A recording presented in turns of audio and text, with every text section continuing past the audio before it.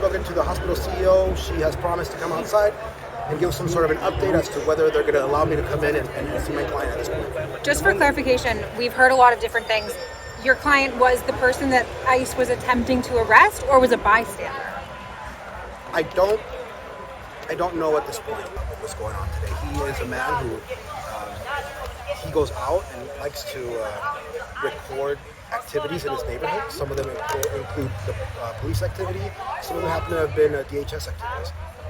And because of that, what's assumed is he came out, recorded, and for some reason he was shot. Once again, I'll say it again. Richard is a very pacifist man. He has awards that have been given to him by the city, by Los Angeles, for his work. A lot of police officers know him, and they know that he's a calm man who's never done anything to harm them or put them in harm's way. That's what we know at this point. So your understanding is that he was not the person. We've seen video in the car that was being kind of kettled in. Sure. He was not the person in the car. I'm not sure at this point. I wouldn't be able to tell you. I want to talk to him first before I make an official statement on that. You haven't been able to talk to him? Not at all. They won't. Let Was me that in. his vehicle that got boxed in? I'm not sure yet. And he did not have a gun. Yep. He did not have. Did he? Was he returning home? What was happening? What? My understanding is that his residence is nearby. And do you know if ICE DHS is in the hospital? No one has told me that. All I know is that LAPD has this place pretty closed off. They're not letting many people in or out of the place. And the person that I've been in communication has been a sergeant with the LAPD.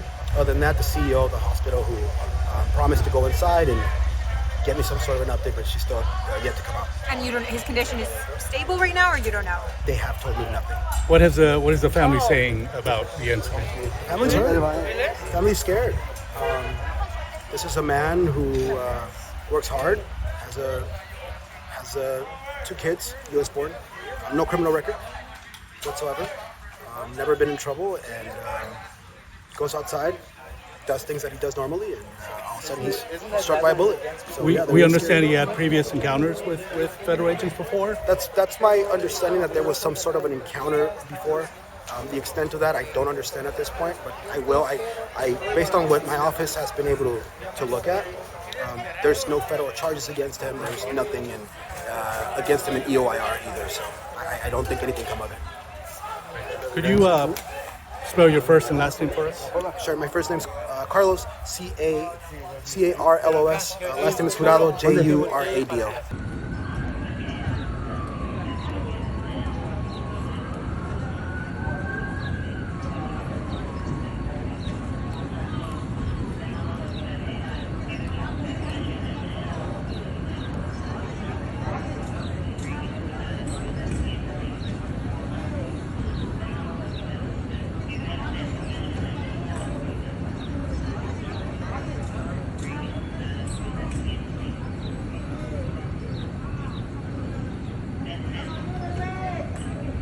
My name's Felipe Cáceres. I'm with the LA Rapid Response Network, CHIRLA, and SCIU Local 721. I'm here with my colleagues from CLU, from the Black Brown Clergy Alliance, from LA Voice, and from CNA, the nurses here at Dignity Health California, and SCIU UHW. We're here this afternoon to update folks on what happened here in Southern California with immigration officers and FBI and ATF coming in to a community and then terrorizing one of our reporters here and TikTokers locally who has been advising and letting folks know what's been the crimes that have been going on here locally. I'm going to pass it to my colleague, Pastor Eddie Anderson, to talk a little bit more this afternoon. Thank you. We are here because one of our community members, Richard, who is a documentarian and is the best of Los Angeles. Richard is a father. He is an uncle. He has been recognized by the city of Los Angeles with an award for doing the work of making sure our community is held accountable and is safe. And for that work, the reward that he got today was that our government assaulted him. Our government pinned his car, as you saw in videos, and then they assaulted him. And Richard was brought here for medical care. His lawyer and his son was denied entry into the building until clergy arrived. I arrived on the scene and I helped his lawyers and his son and his family get entrance into the building so they can see him and read him his rights. Let him know that his community is here and we support him. His family is traumatized by this event. They ask for your prayers. They're concerned about his health. They're concerned about his well-being. And they simply just want to be reunited with their beloved Richard. All Richard was doing what he does every single day, making sure Angelinos are informed about how our government are assaulting our community members, how our government is disappearing our loved ones from our streets, how our government is not saying that families are no longer sacred in Los Angeles. But community has joined together today to say that we stand in unity. So Richard is inside. The hospital has assured us they will provide him medical care. They assured us they will make sure to take care of his family. They'll take care of his lawyers. We will make sure that Richard is reunited with his beloved community once again. Thank you, Pastor Eddie. And now we're going to hear from Pastor Q. Jean-Marie. All right, everybody, my name is Pastor Q from CLU. That is Clergy and Lady United for Economic Justice. And I'm not as calm. I'm deeply concerned with what's happening in this nation. Our president has his own secret police. They're called ICE. This is a secret police force that can do anything they want. They are also the most funded police force in this nation. It's Donald Trump's secret police force. And why do I say that? Some of you guys might say they are ICE agents. No, they are Donald Trump's secret police force. We saw what happened to Reverend Black in Chicago. We are deeply concerned that this thing has gone way too far. It's not time for us to be calm any longer. The community is bubbling. The community is at a fever pitch. The last time I experienced this much tension was right before 1992. Y'all know what happened in 1992, right? A lot of people are quiet. But that's what happens. The calm always happens before the storm. This is unacceptable. I wasn't there. I'm hearing rumors just like everybody else. I'm hearing live rounds. I'm hearing whatever. But this person is not a criminal. Someone who's recognized by the community. Someone who is doing community work. Someone who's a human being. Someone who's not an illegal. Someone who's a person. Come on, somebody. Someone who should not be treated this way. Someone who is a community member doing good work in the community, recognized by the community, and this person is being assaulted, brutalized, and almost probably killed today. This could have gone a different way. It could have gone a different way. And we need to ask ourselves, what would have happened what would have happened if this person would have lost their lives today? What would have happened? I need us to think about that.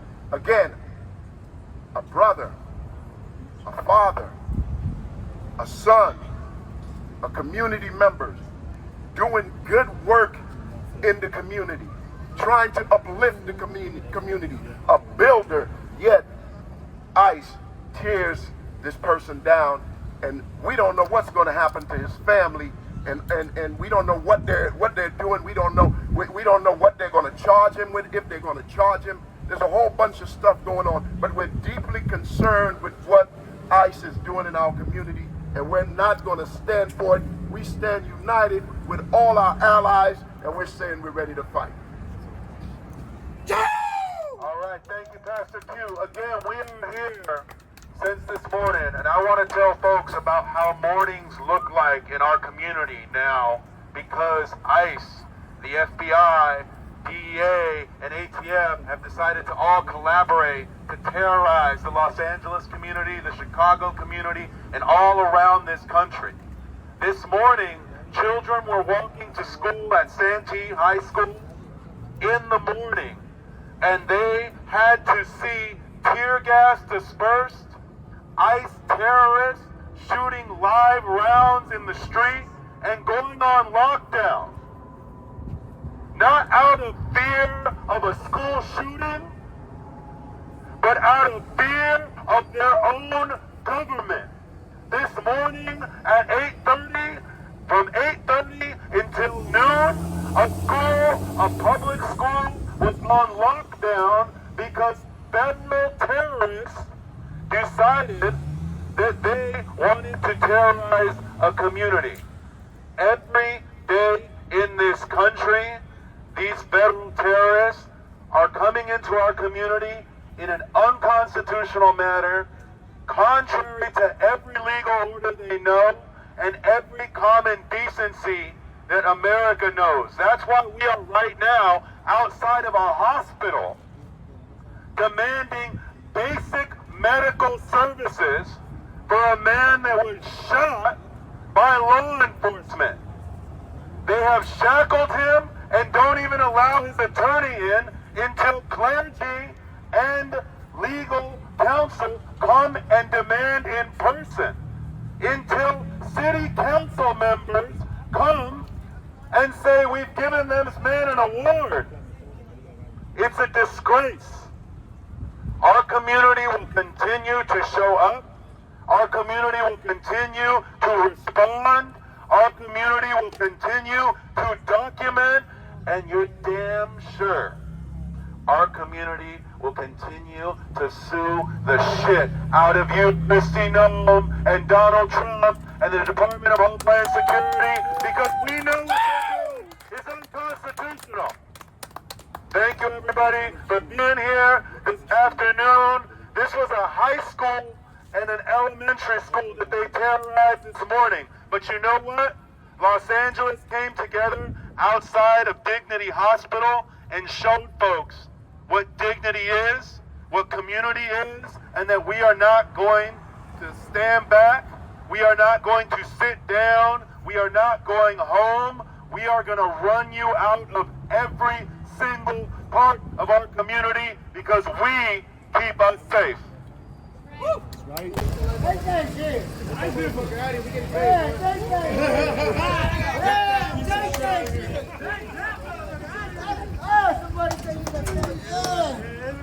The hospital called you? Who called you? Hospital. Nice. Oh, all right. Yeah. Hospital called the tow truck driver. He said he's getting paid. He said throw this vehicle away. You've been kidnapped for Clark. Got another one out front too, a blue one I think they have. Oh, really? So they're towing 2 vehicles today? Estas son las que usan ellos. Un video que salió.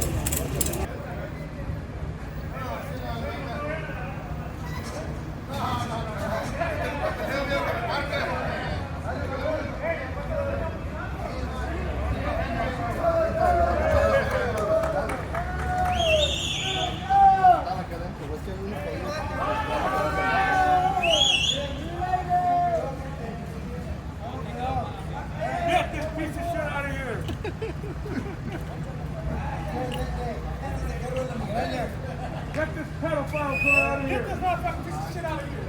Get that shit out.